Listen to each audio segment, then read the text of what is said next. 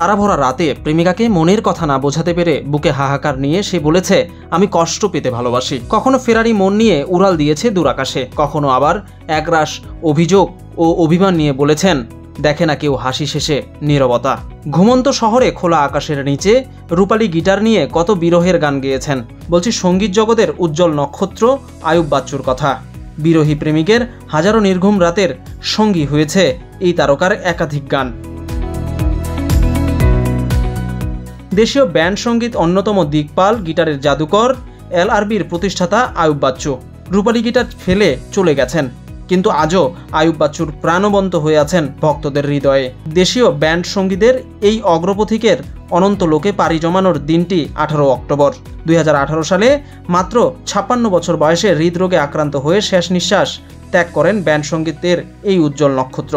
আজ গিটারের জাদুকর খ্যাত এই কিংবদন্তির জন্মদিন। বেঁচে থাকলে পা ফেলতেন 62 বসন্তে।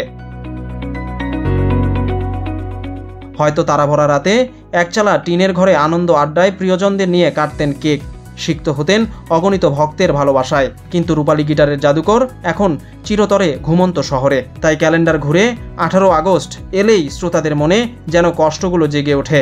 অস্ফুট সুরে তারা গেয়ে ওঠেন আয়ুব বাচ্চুর সুরে, আমি কষ্ট পেতে ভালোবাসি।